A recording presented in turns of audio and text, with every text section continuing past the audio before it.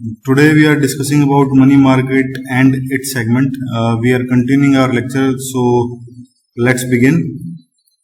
Commercial paper market क्या है? ये एक ऐसी मार्केट है जहां पर मेनली तो इस मार्केट का पर्पस क्या है, जब कोई सामान खरीदा या बेचा जाता है तो उसको कैश क्रेडिट के लिए ये मार्केट फैसिलिटेट करती है, मदद करती है।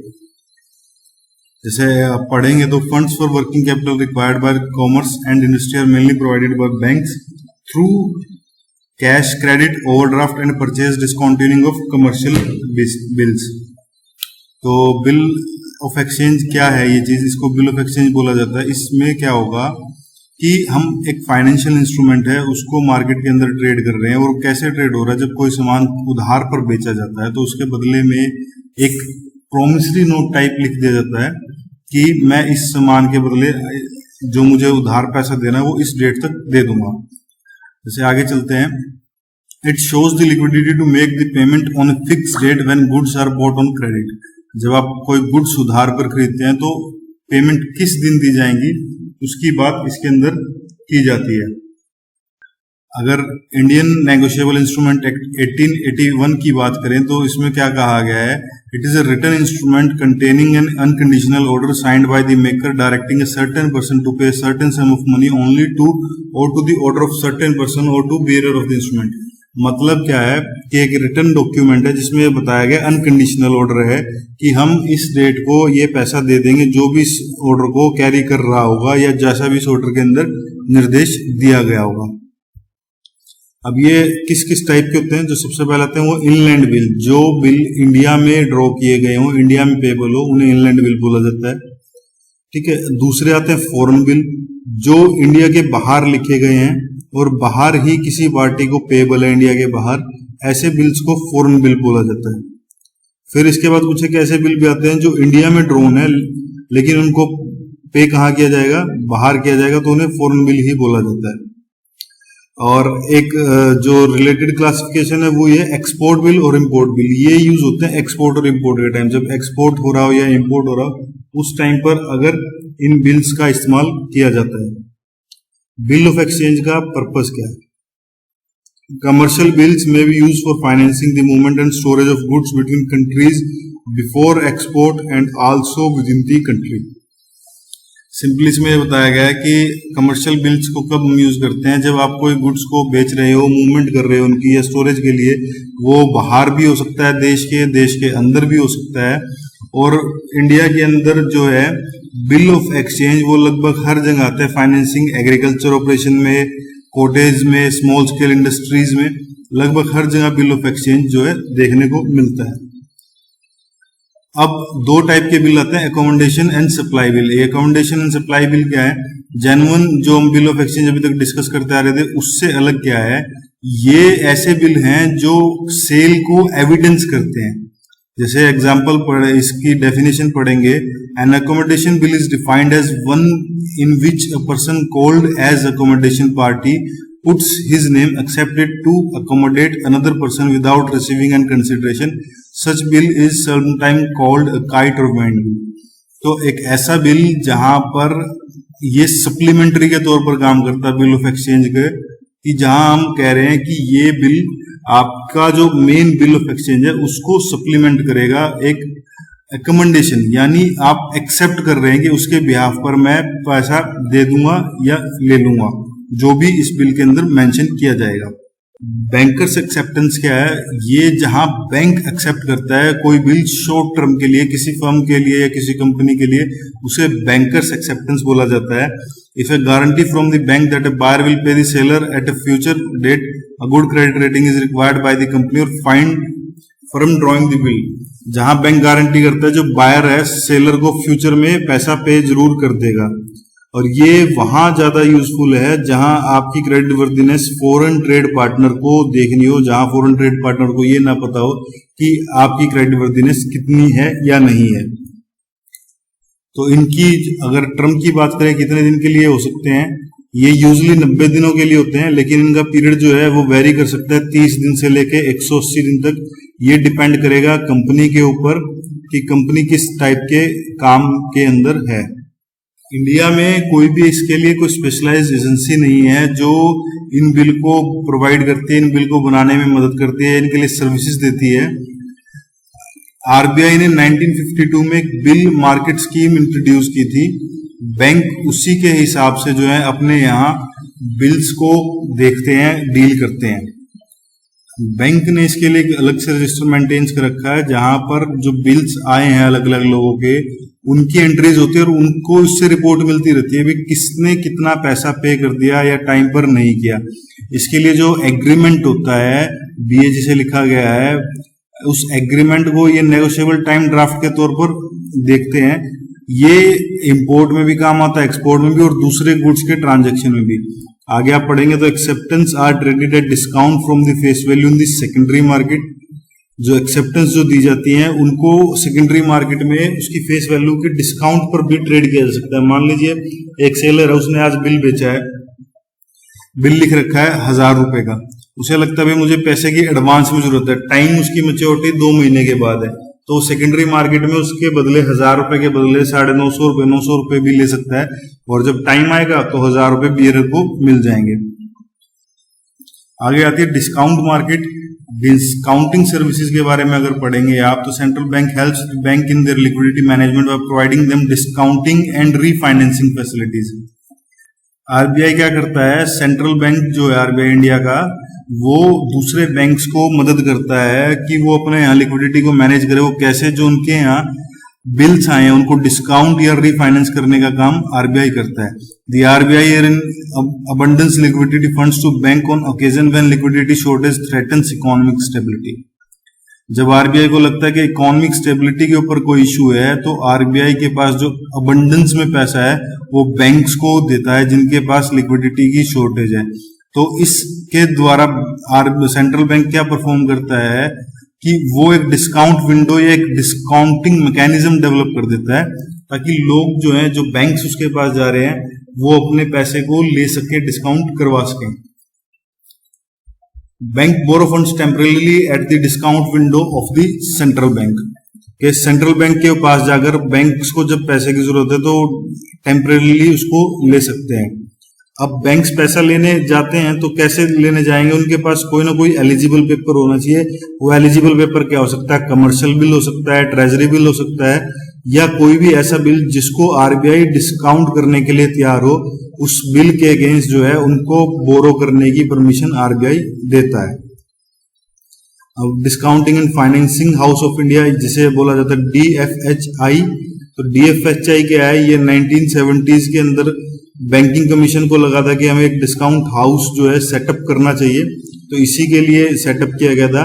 अगर मेन फंक्शन की बात करें, डिस्काउंट हाउस फंक्शन क्या है इसके, तो मेन ये सोल डिपॉजिटरी है।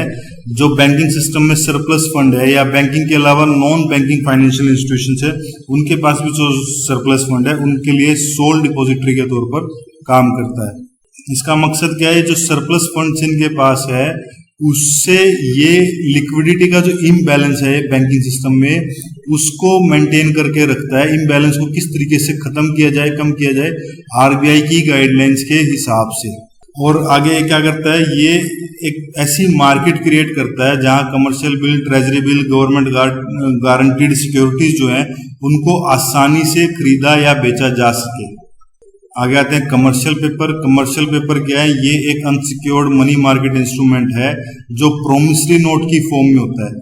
ये इंडिया में इंट्रोड्यूस किए गए थे 1990 के आसपास। मकसद क्या था, जो बहुत बड़े हाईली रेटेड कॉर्पोरेट बोरोर्स हैं जिनको पैसे की जरूरत पड़ती रहती है, उनकी शॉर्ट टर्म बोरोइंग्स नीड को पूरा करने के लिए, साथ ही साथ ये एक एडिशनल इंस्ट्रूमेंट के तौर पर काम करता है इन्वेस्टर को, कि इन्वेस्टर भी इसके अंदर इन्वेस्ट कर सकता है।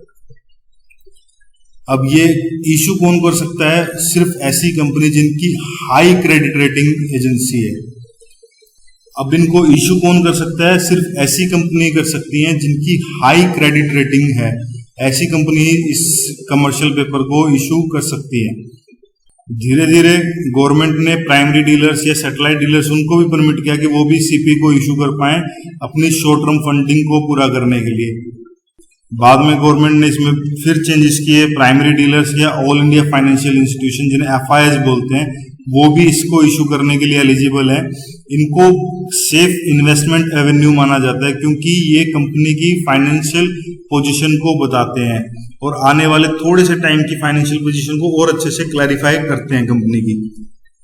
कमर्शियल पेपर को जो इशू किया जाता है वो मिनिमम 15 दिनों के लिए और मैक्सिमम 1 साल के लिए इशू किया जा सकता है। और जो इशू की अमाउंट की बात है, aggregate amount of CP from an issuer shall be within the limit as approved by its board of director और quantum indicated by credit rating agencies के जो या तो उनके बोर्ड ऑफ डायरेक्टर ने जो डिसाइड किया है या क्रेडिट रेटिंग एजेंसी जो कहते हैं, दोनों में से जो लो उसके हिसाब से कमर्शियल पेपर का अमाउंट हो सकता है। और जहां तक एफआईआईज की बात है उसके लिए उन्हें आरबीआई ने जो अम्ब्रेला लिमिट फिक्स की हुई है उसके हिसाब से ही जो है अमाउंट इशू कर सकते हैं, सीपी के थ्रू ले सकते हैं। जब सीपी कमर्शियल पेपर इशू किया जाता है तो इसके लिए शेड्यूल बैंक को ही इंटरमीडिएटरी बनाया जा सकता है। शेड्यूल बैंक के अलावा कोई इंटरमीडिएटरी नहीं बन सकता। इसके अलावा इसमें इंडिविजुअल बैंकिंग कंपनीज, जो भी कॉर्पोरेट बॉडीज रजिस्टर्ड हैं, फॉरेन इन्वेस्टर, वो सब इसके अंदर इन्वेस्ट कर सकते हैं। सिंगल इन्वेस्टर की बात करें, रिटेल इन्वेस्टर की, तो इसके अंदर उसे मिनिमम 5 लाख रुपए का इन्वेस्ट जो है करना ही पड़ेगा। और एफआईआईज के लिए अगर लिमिट्स की बात की जाए तो जो सेबी ने लिमिट्स डिसाइड कर रखी हैं उसके हिसाब से ही एफआईआईज इसके अंदर इन्वेस्ट कर सकते हैं। सीपी में होता क्या है, इसको डिस्काउंट पर इशू किया जाता है उसकी फेस वैल्यू के मुकाबले जो इशूअर डिटरमाइन करता है। जैसे एग्जांपल के तौर पर कमर्शियल पेपर की वैल्यू है 5 लाख रुपए और उसको डिस्काउंट पे इशू किया गया है 4,50,000 रुपए पर, तो 50,000 रुपए का जो डिफरेंस है वो क्या होगा, इनकम होगी इन्वेस्टर के लिए। इन्वेस्टर जो सीपी में इन्वेस्ट कर रहा है उसको मैक्सिमम जो उसकी डिस्काउंटेड वैल्यू है वो ही उसी को पे करना है चेक के थ्रू। इसके बाद आता है certificate of deposit. Certificate of deposit ने क्या किया, जो मनी मार्केट इंस्ट्रूमेंट्स थे उनको और ज्यादा बढ़ा दिया। इसको 1989 में इंट्रोड्यूस किया गया इंडिया में। सर्टिफिकेट ऑफ डिपॉजिट यानी सीडी क्या है, एक नेगोशिएबल मार्केट इंस्ट्रूमेंट है। ये डिमेटलाइज्ड फॉर्म में ही इशू किया जाता है और प्रोमिसरी नोट है। प्रोमिसरी नोट जैसे पहले हमने पढ़ा था, प्रोमिसरी नोट क्या, मैं किसी को पैसे देने का वादा कर रहा हूं, तो उस टाइप का ये प्रोमिसरी नोट है जिसके अंदर टाइम लिमिट पहले से ही डिसाइड कर रखा होगा। सीडीज को इशू कौन कौन कर सकता है, इसको सीडीज को इशू कर सकते हैं कोई भी कमर्शियल बैंक जो शेड्यूल में है। आरआरबी या लोकल बैंक्स जो है इसको इशू नहीं कर सकते। और ऑल इंडिया लेवल पर जो फाइनेंशियल इंस्टीट्यूशन है जिनको आरबीआई ने अलाउड किया है शॉर्ट टर्म रिसोर्सेज को रेज करने के लिए, वो भी इसको इशू कर सकते हैं। सीडी पर अमाउंट कितनी रहती है, aggregate amount on CD. Banks have the freedom to issue CD depending on the requirement के हिसाब से जो है वो अपने सीडी इशू कर सकते हैं। और फाइनेंशियल इंस्टीट्यूशन जो है वो सीडी जो है उनकी अम्ब्रेला लिमिट आरबीआई ने जो फिक्स कर रखी है उसके हिसाब से ही वो इशू कर सकते हैं। इसके लिए आरबीआई काफी सारे पैरामीटर्स देखता है कि सीडी कितने हैं, उसके अलावा और इंस्ट्रूमेंट्स कौन कौन से इशू किए गए हैं, टर्म मनी, टर्म डिपॉजिट या कमर्शियल पेपर या इंटर कॉर्पोरेट डिपॉजिट्स जो हैं उसका 100% से ज्यादा नहीं होना चाहिए जो कंपनी के नेट ऑन फंड है उसके मुताबिक। अब अगर इसके मिनिमम साइज ऑफ इशू की बात करें तो जो सीडी है वो मिनिमम 1 लाख रुपए का होगा मिनिमम डिपॉजिट इसमें, और 1 लाख के मल्टीपल में ही जो है इसमें इन्वेस्ट किया जा सकता है। और इन्वेस्ट कौन कौन कर सकते हैं, इन्वेस्टर कौन कौन हो सकते हैं, वो कोई भी हो सकता है, individual, corporation, company, trust fund, association या एनआरआईज, वो सब जो है इसके अंदर इन्वेस्ट कर सकते हैं। मैच्योरिटी की बात की जाए तो कमर्शियल पेपर जो है वो 7 दिन से कम की मैच्योरिटी का नहीं होगा जब बैंक्स ने इशू किया है, और मैक्सिमम 1 ईयर का। एफआईआईज यानी फॉरेन इन्वेस्टर्स की बात करें तो उस केस में क्या होगा, ये 1 साल से कम पीरियड का नहीं होगा और 3 साल से ज्यादा पीरियड का नहीं हो सकता। सीडी के और एस्पेक्ट्स की बात करें तो सीडी को जो है फेस वैल्यू के डिस्काउंट पर इशू किया जा सकता है, और बैंक्स एफआईआईज जो है उनको अलाउ है सीडी इशू करना फ्लोटिंग रेट पर। फ्लोटिंग रेट क्या है, जो रेट मार्केट में चल रहा है उस रेट के हिसाब से ये सीडी का भी रेट जो है चेंज किया जा सकता है। और बैंक्स को सीआरआर और एसएलआर अपने पास मेंटेन रखना होगा जब वो सीडीज को इशू कर रहे हैं, और फिजिकल फॉर्म में इनको फ्रीली ट्रांसफर किया जा सकता है, एंडोस किया जा सकता है किसी भी तरीके से। इंडियन मार्केट के स्ट्रक्चर की बात करें तो इंडियन मार्केट को ऑर्गेनाइज और अनऑर्गेनाइज सेक्टर में बांटा गया है। ऑर्गेनाइज सेक्टर में रिजर्व बैंक ऑफ इंडिया आता है, डीएफएचआई आता है, कमर्शियल बैंक्स में पब्लिक सेक्टर के बैंक्स जो जैसे एसबीआई और इसकी सब्सिडरीज, इसके अलावा जो और कोऑपरेटिव बैंक हैं, नेशनलाइज्ड बैंक्स, जितने भी नेशनलाइज्ड बैंक है, जैसे एग्जांपल के तौर पर पीएनबी, यूबीआई यानी Union Bank of India. Private banks आ गए इसमें, जो इंडियन बैंक्स हैं, फॉरेन बैंक्स हैं। डेवलपमेंटल बैंक्स, इनके बारे में हम आने वाले लेक्चर्स में डिस्कस करेंगे, जैसे IDBI, IFCI, ICICI, NABARD, LIC, इनके बारे में हम आने वाले लेक्चर्स में डिस्कस करेंगे। अनऑर्गेनाइज सेक्टर में आता है इंडिजीनियस बैंक। इंडिजीनियस बैंक ये फॉर्मली बैंक नहीं है, जो ऑर्गेनाइजेशन बैंक के तौर पर काम करना शुरू कर दे। मनी लेंडर, चिट्स और निधीज। चिट फंड का नाम आपने सुना होगा, निधि भी फंड है। इन तीनों में क्या है, पैसे को उधार लिया या दिया जा रहा है कलेक्टिवली, इकट्ठा होकर। उसके बाद आता है कोऑपरेटिव सेक्टर। कोऑपरेटिव सेक्टर के अंदर स्टेट कोऑपरेटिव बैंक्स आ गए। स्टेट में जो सेंट्रल कोऑपरेटिव बैंक्स हैं, जिनमें जैसे प्राइमरी एग्री क्रेडिट सोसाइटीज, जिनका काम एग्रीकल्चर रिलेटेड है, या फिर उसके बाद प्राइमरी अर्बन बैंक्स जो अर्बन एरिया में हैं। उसके बाद स्टेट लैंड डेवलपमेंट बैंक्स, जिनका काम लैंड डेवलपमेंट के लिए, जिनका सेंट्रल काम ही लैंड डेवलपमेंट का और सेंट्रल लैंड डेवलपमेंट, और जो प्राइमरी लैंड डेवलपमेंट बैंक्स हैं वो इसके अंदर आते हैं। Thank you.